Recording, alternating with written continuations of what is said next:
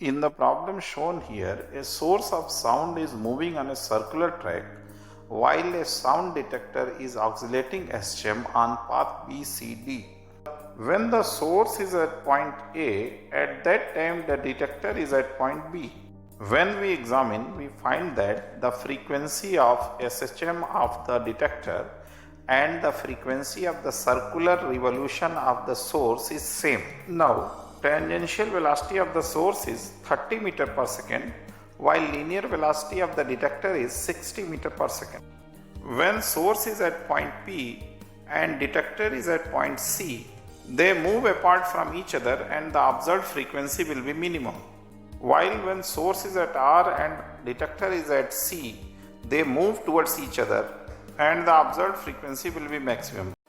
Here in the given problem, S is the sound source of 5000 Hz frequency and it is in a static condition and observer O is moving towards it with a speed of 3.3 meter per second. Observer will hear two frequency sound, one direct from the source and other from the reflection of the obstacle. We can easily calculate these values using Doppler effect and hence we can calculate the beat frequency as required in the question.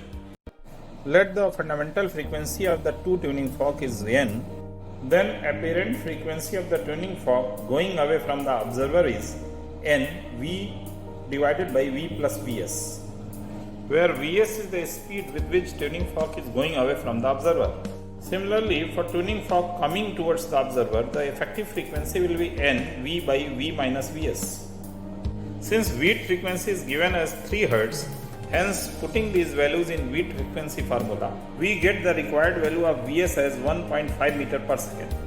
Here in this problem of Doppler effect, wind is blowing in the medium. In case of the wind flow in the medium, the effective sound velocity to be corrected by adding wind velocity in it if sound is propagating along the wind and by subtracting wind velocity from it if sound is propagating against the wind. Now in the second case, the engine is a source and its driver is a observer and both are moving with the same velocity, hence applying general Doppler formula we can get the required frequency as heard by the driver.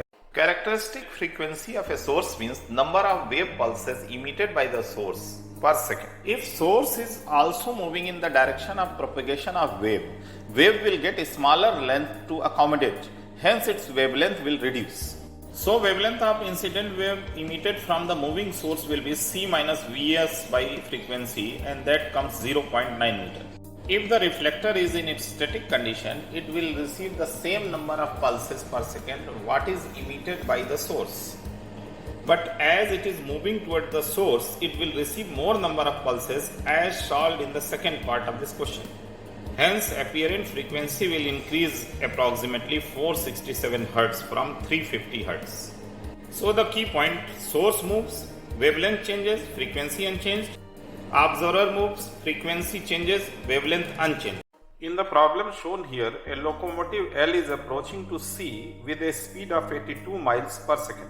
An observer is located at point O, listens a whistle generated from the locomotive. The original frequency of the whistle is 400 Hz. We have to find out the apparent frequency as observer observes. The head-on approach velocity of locomotive towards the observer is Vs cos theta.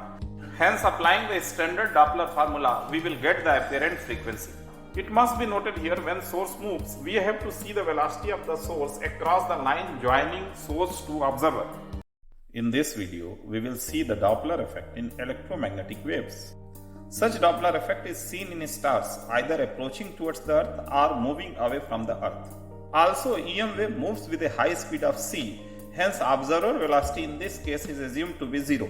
Galaxial star behave as a source and moves with velocity Vs either towards the Earth or away from the Earth. Hence, applying the general Doppler formula, we will get the apparent frequency as C plus minus Vs divided by C into N, where N is the original frequency emitted from the star. When we move further, we get the percentage shift in wavelength due to movement of a star as delta lambda by lambda is equal to CVS. Once the star moves away from the Earth, the frequency reduces and wavelength shift to higher side. Such shift is known as red shift. Once a star approaches the Earth, the wavelength shift towards lower side and such shift is known as violet shift. If useful, please like and subscribe. Thank you.